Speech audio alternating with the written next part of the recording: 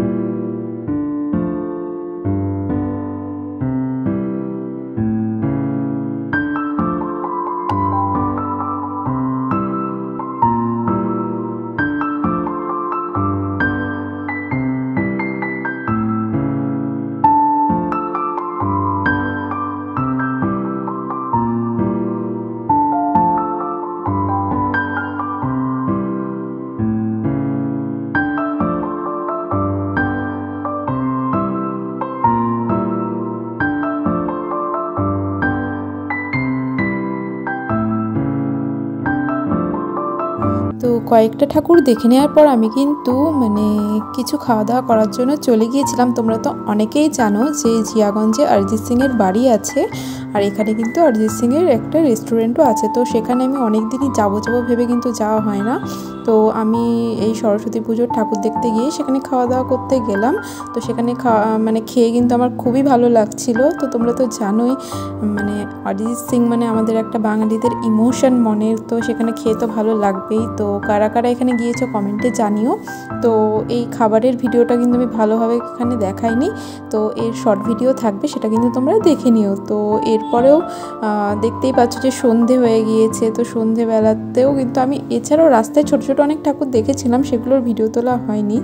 তো এই কয়েকটা ঠাকুর দেখেই কিন্তু আমি বাড়ি চলে এসেছিলাম। তো তোমরা তোমাদের সরস্বতী পুজো কেমন কাটলো সেটা কিন্তু আমাকে কমেন্টে জানিও। আমার মোটামুটি ভালোই কেটেছে, কারণ এই বছর যেহেতু 2 দিন সরস্বতী পুজো পড়েছিল, তার জন্য কিন্তু অন্যবারের মতো আমি রাস্তায় তেমন ভিড়ভাড়টাও দেখতে পাইনি। তো আমার মোটামুটি ভালোই লেগেছে। তো ভিডিওটা এখানেই শেষ করছি, টাটা।